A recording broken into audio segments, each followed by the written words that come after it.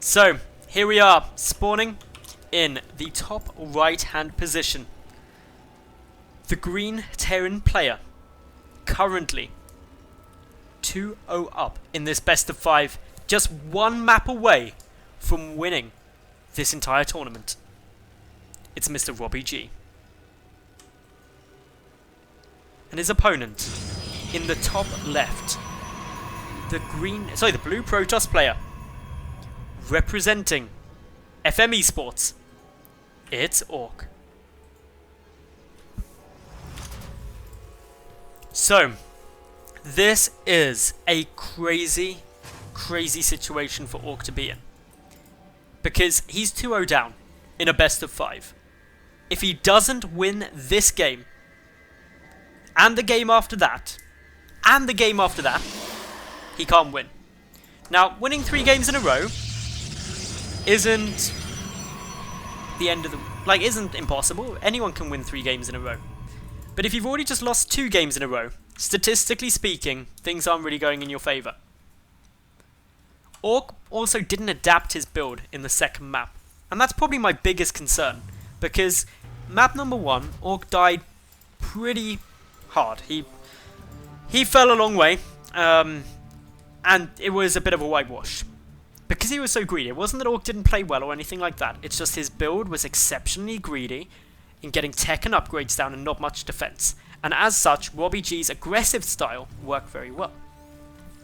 Map number 2 though, Ourk employed pretty much the same strategy. He just got a bit more down in the way of gateway support, but still the essential opening, the tech heavy opening, was near identical. And again, RobbyG was very aggressive and it took slightly longer, but he was still able to go in there and just win. He just needed a couple of Vikings. Game number 3, so far, seems to be Ourk doing the same thing a 3rd game in a row. And I really hope that he's got something slightly different planned, or perhaps has seen a way that he can deal with the aggressive playstyle of RobbyG more effectively than he has done in previous games. Because if he hasn't, I think it's a bit of an oversight not trying to adjust your play. Especially when RobbyG's dealt with the build Ourk had so effectively. Now, Ourk's build does have benefits. The build he went for in game 1 and 2, that very tech and upgrade heavy style, is fantastic in the late game. But he has to get there. And if he doesn't get there, then RobbyG is going to do well. And RobbyG is well known as being a very aggressive player. He will constantly be attacking and pressuring. Slight difference this game as well. RobbyG is going for the engineering bay block at the natural base. This is also a very effective style against what Ourk has done, because Ourk has opened every game with one gate, a cyber core, into a nexus. By blocking this engineering bay, or by blocking the nexus with the engineering bay, it adds quite a substantial delay to when the natural base can be taken, for not really very much of an investment coming down from RobbyG. Ourk now, just playing pretty similar to how he has before. If he is going to play identically, what we'll see after the Nexus is a robotics bay, and then into a forge. RobbyG, he's also opening the same way. He's gone for the command center into the engineering bay. Stim is slightly later if I'm not mistaken. He's instead prioritizing that +1 instead of anything else, which isn't necessarily a bad thing. It just means that you've got a stronger army, but you can't use Stim, so it's a bit of a slower army, but defensively it's solid. Ourk is switching things up though, and I'm so glad to see these 2 gateways get thrown down. This means he's going to have a lot more units out in the field, and while his tech may be delayed, he's going to be a lot more potent in defending against a timing push from RobbyG. RobbyG, however though, I think suspects something may be up, because while he hasn't seen too much, he knows that he's blocked Ourk's natural base, and it's going to force him down another avenue. Ourk can't really go for that super tech heavy style when this Nexus has been so far delayed, because it will set him too far back in terms of the economy that's required in order to construct that build. RobbyG therefore is just sitting back, being relatively safe at the moment. Ourk though warping in a few additional stalkers. In total he's got 4 stalkers on the map, 3 gateways are going to pump in, a couple more too. So this is getting quite a sizable force, and if RobbyG is going to move out, and he goes along for the push, the same push that he's done at every game, he needs to be careful, because the Stalkers are there. RobbyG now sees some of these Stalkers, he's going to engage up against them initially, but then sees, hang on, there's a few more than I thought initially. Backs off. Going to be going right up against them now. There's a couple of Marauders coming through too. The two Marauders are going to get some good damage down. The Marines trying to tank up some of it. One Marauder will fall, and a great time warp from Ourk is going to stop a lot of the retreat. The Marauder getting focused at the moment. That's the priority target. If that dies, suddenly a lot less damage can be done to these Stalkers. Four are currently remaining.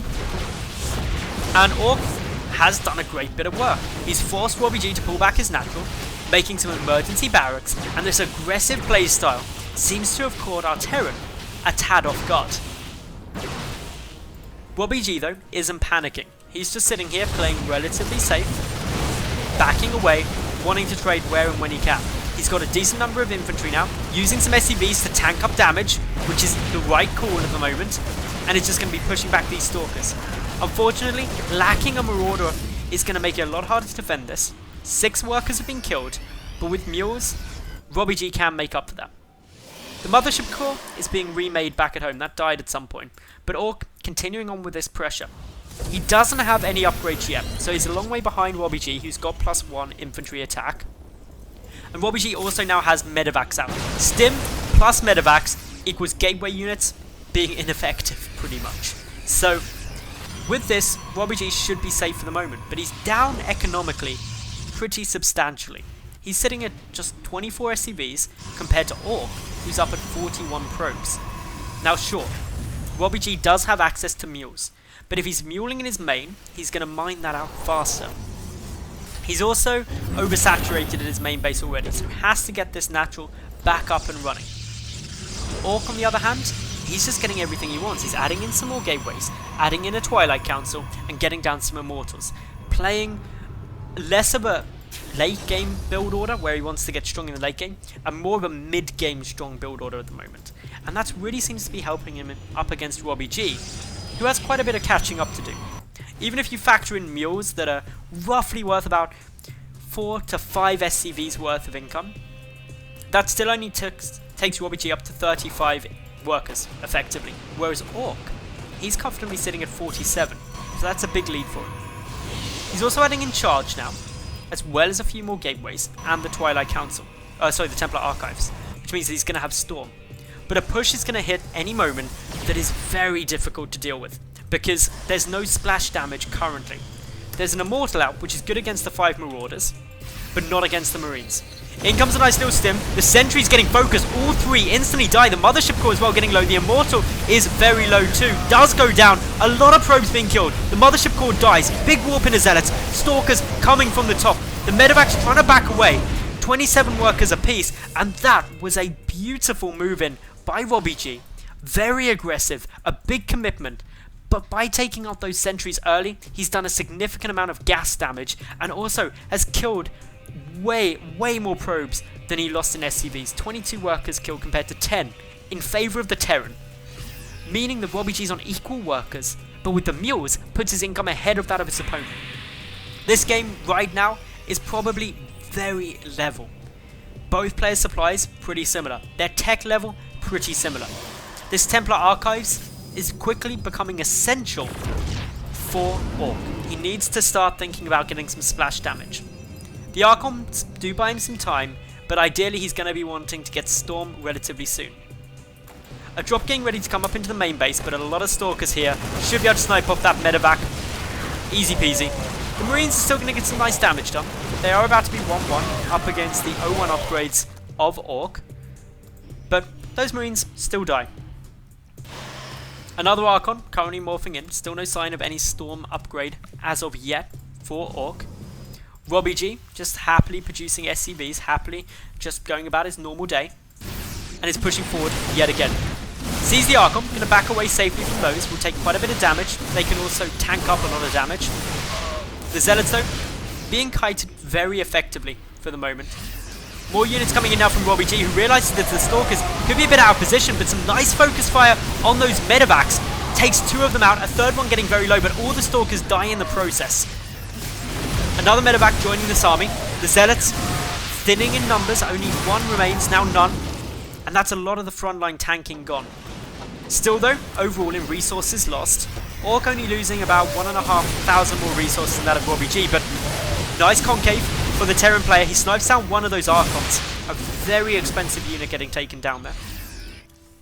RobbyG also now constructing his Ghost Academy, realizing that this is purely High Templar and no sign of any Colossi as of yet, and as such needs those EMPs and snipes to knock out the shields and snipe down any High Templar or indeed the Archons.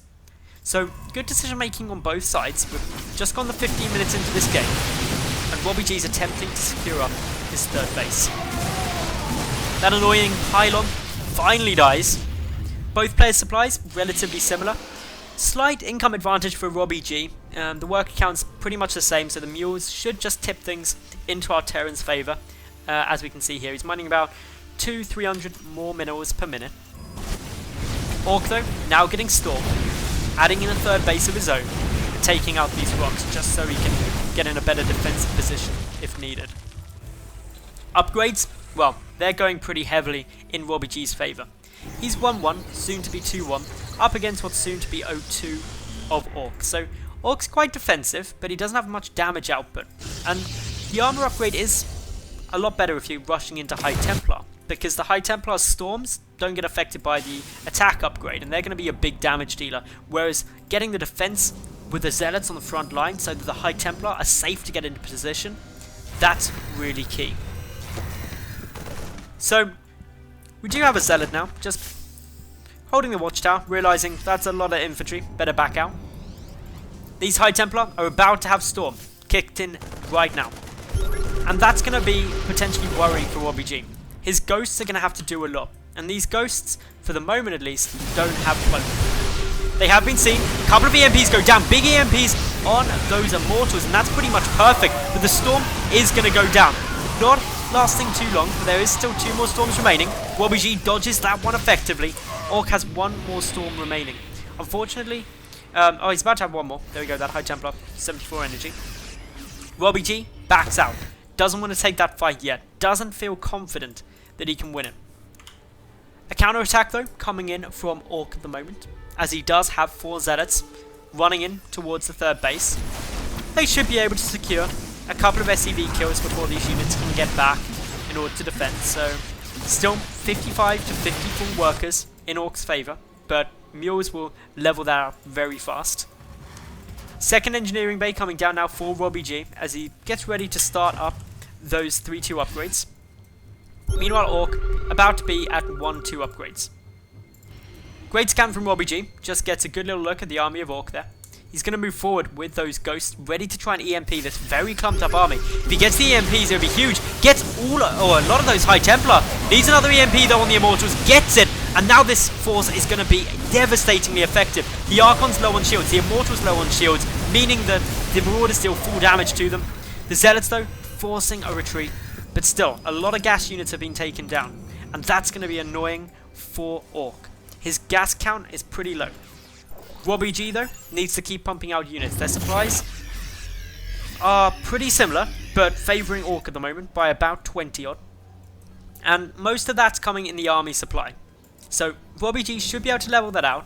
Obviously Ourk gets a big boost to production every warp-in cycle, but RobbyG should, in theory, have a more steady increase in army supply. A couple of Zealots that were warped in there getting taken down.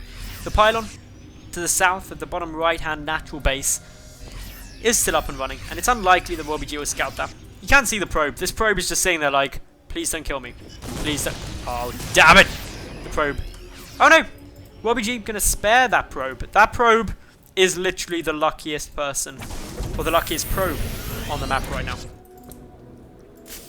RobbyG getting ready for a bit more pressure.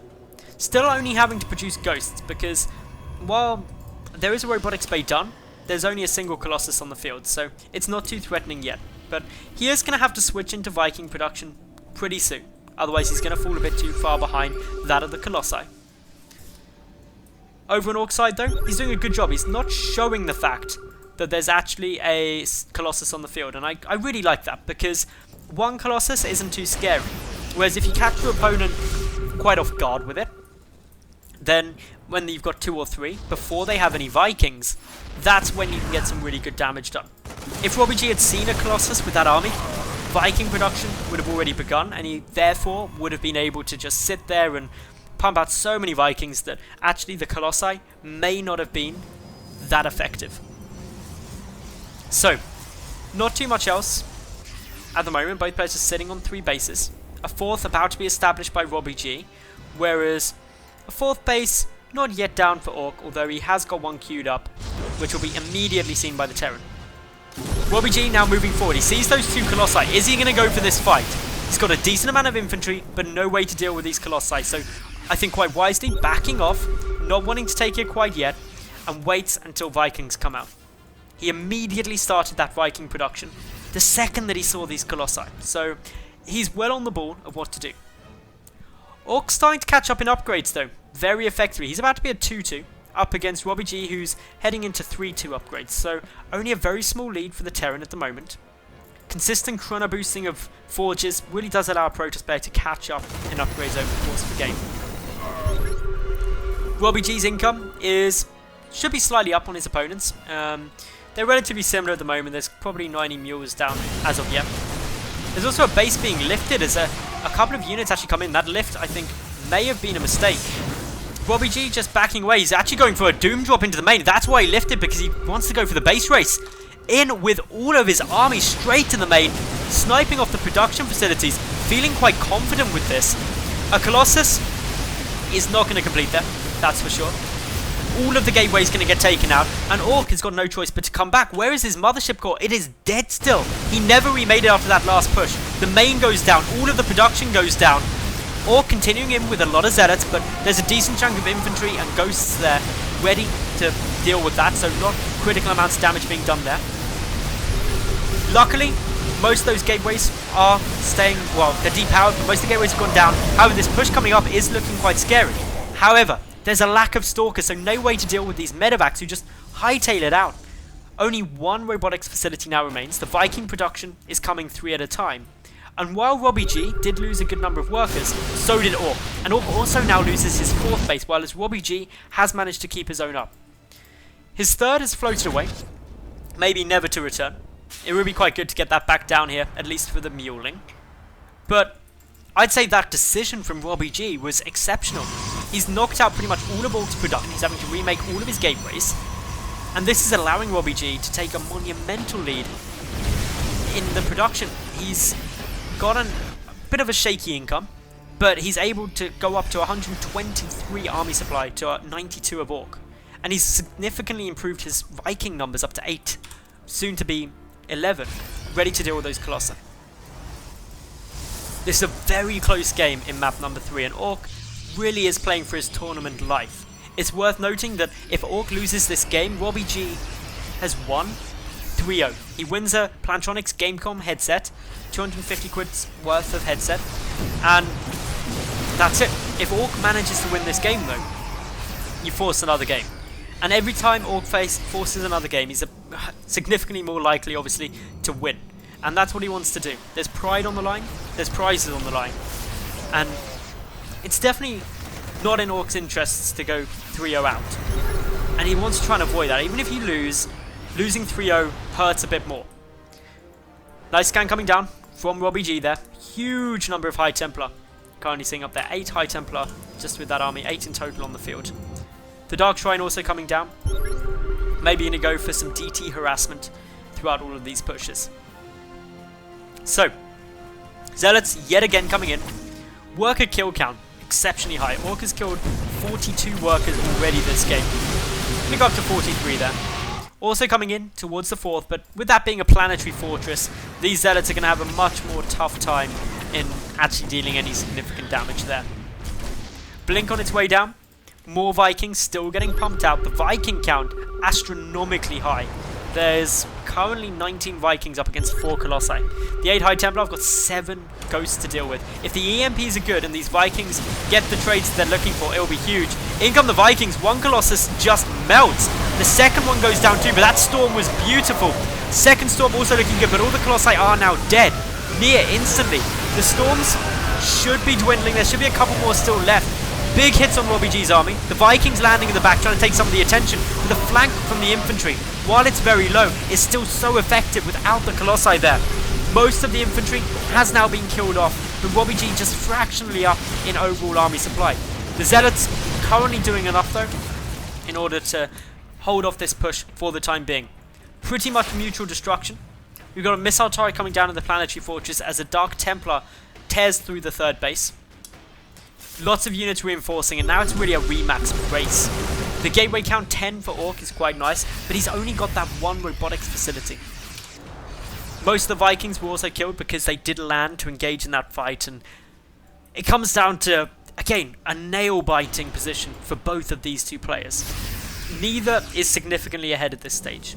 Income-wise, if we take a quick look at that, we can see that, yeah, pretty much level. Ourk getting slightly more gas than RobbyG, but that's to be expected. Otherwise, it comes down to who can produce the most. Well, the important thing for RobbyG is he kept most of the medevacs at play. That's really important for him, because it means that he's got the option to, well, he can spend all of his production cycles on Vikings from his starports. Upgrades, 2-2, up against 3-2. The +3 infantry armor on its way down here for RobbyG. These Vikings have got the +1 attack, but there's only currently 3 of them up against 2 Colossi. So they're not going to kill them too quick. RobbyG though getting ready to move forward. The Storms are still available. 6 High Templar there. And it's really the Storms that wrecked RobbyG in the last game. We're just over 30 minutes through, and neither player taking a big lead at the moment. Ourk feeling a bit more positive, pushing forward. RobbyG needs to increase his production. He's got enough income, he's got enough bank to be producing, and is spending most of it in Vikings. My concern is that RobbyG doesn't have any ghosts. He's got not a single EMP on the field, and that could really be damaging if these High Templar get some good storms down. The spread and the splitting, the dodging of RobbyG's army of these storms is going to be essential without those snipes. A couple of High Templar though do get a bit brave, move forward, more storms coming through. The Vikings gonna try and engage on those Colossi, but RobbyG being very cautious. Big storm hits a lot of those units. RobbyG chasing maybe a bit too eager, but Ourk still looking in a good spot. His main's gone, remember, his natural base is mined out. RobbyG's also mined out his natural main.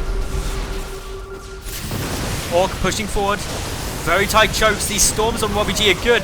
Ourk up by about 20 army supply, but those Colossi are dying pretty damn fast. Mainly Zealots remaining at the moment.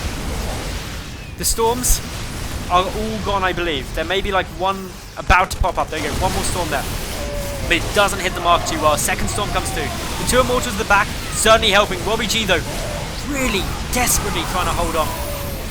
Backing away, trying to take out these Zealots, kiting them as best he can. Lots of damage being done here by Ourk.